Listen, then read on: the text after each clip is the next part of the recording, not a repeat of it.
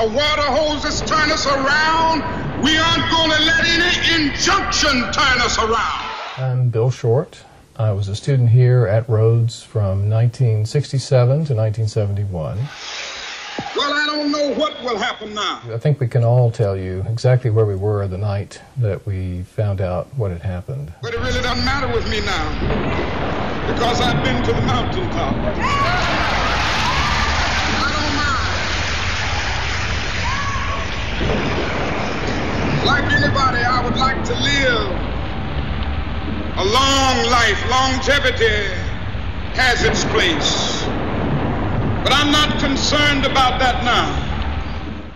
Now remember, at that time, there were probably only about 8 African American students.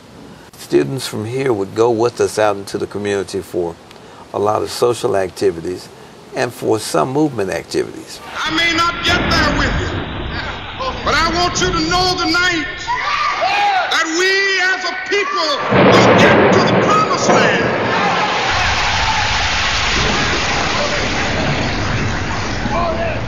So I'm happy tonight. I'm not worried about anything. I'm not fearing anything. Mine eyes have seen the glory of the coming of the Lord.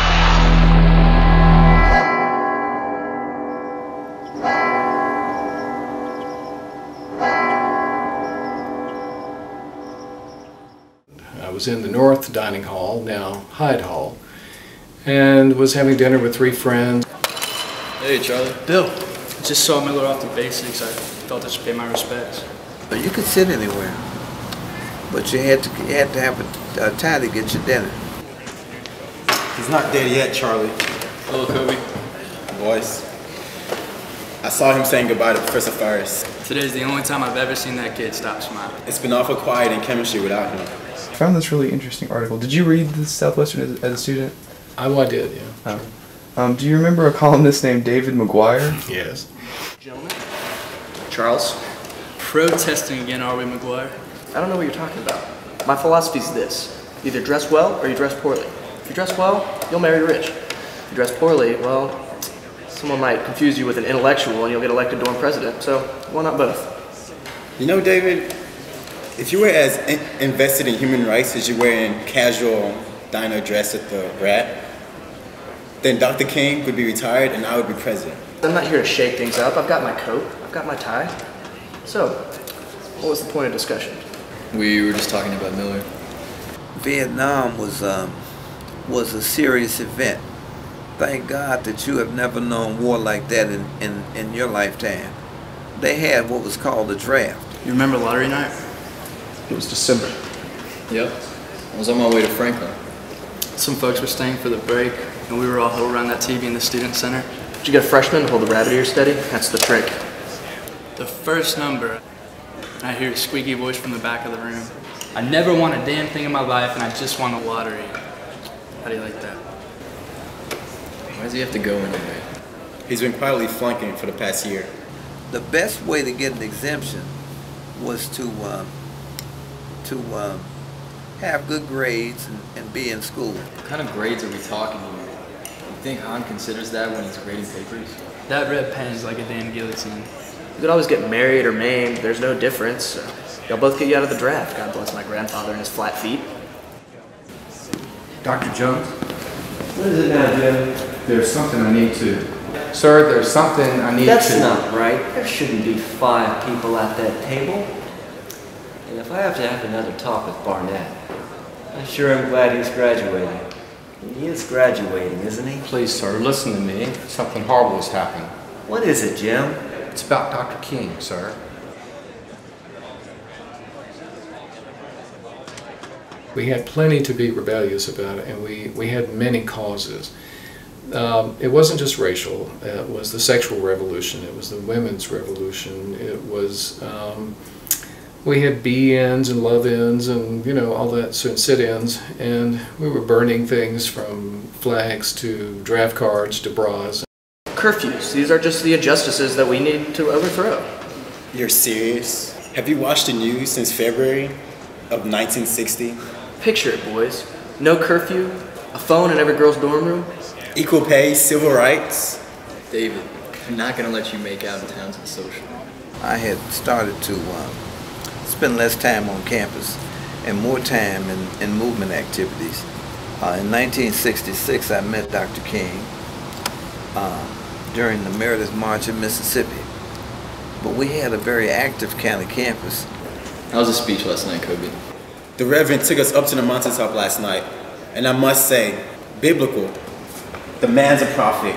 Trust me, Coby. No one appreciates a man's way with words more than I do. But I just wonder whether or not he's in control. I don't think anyone's doubting Dr. King's leadership or his sense of control. Really? Coby here jumped through the back window of a hatchback to escape that control. It was a station wagon, and there were complications. The whole damn thing's complicated, Coby. A kid died. You think I don't know that? And who do you think it was that killed him? Why don't you ask the boys in blue?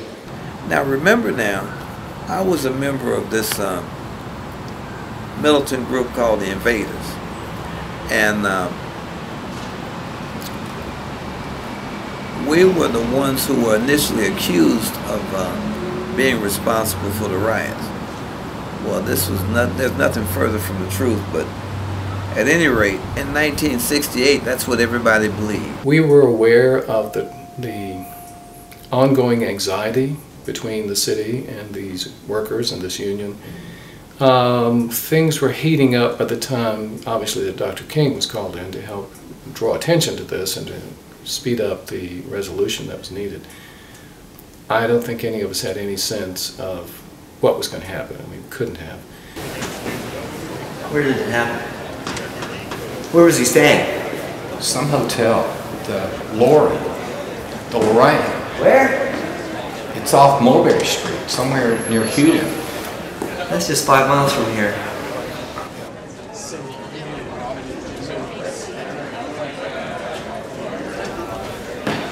Excuse me. I have some horrible and tragic news. Dr. Martin Luther King was shot outside his motel room tonight in downtown at about 6 o'clock. He's been taken to John Gaston Hospital, and his condition is unknown at this time. I suggest that all of you finish eating and head back to your dorm rooms.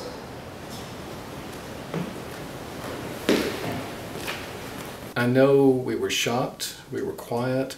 At this point, most of us did not have a television in our room. We may have had one in the social room. People crowded around whatever they could find to listen to the news breaks that would start after a while. Good evening. Dr. Martin Luther King, the apostle of nonviolence in the civil rights movement, has been shot to death in Memphis, Tennessee. I dropped out of school and became a full-time organizer and became involved in the anti-war movement. Yeah, I think we were closer. I think people had a tendency to spend more time with each other and not take anything for granted, I think, if that's the case. And we were much more aware of the larger world around us. There were students rioting in Prague and, you know, France and all over the place, and I don't know how to feel a kinship with them, but you have a sense of their anxiety and anger and the need to rebel, the need to question and maybe change things. I have some very sad news for all of you, and I think sad news for all of our fellow citizens and people who love peace all over the world. And that is that Martin Luther King was shot and was killed tonight in Memphis, Tennessee.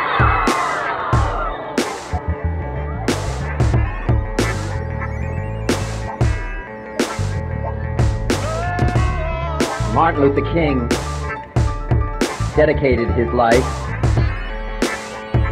to love and to justice between fellow human beings. He died in the cause of that effort. In this difficult day, in this difficult time for the United States, it's perhaps well to ask what kind of a nation we are and what direction we want to move in.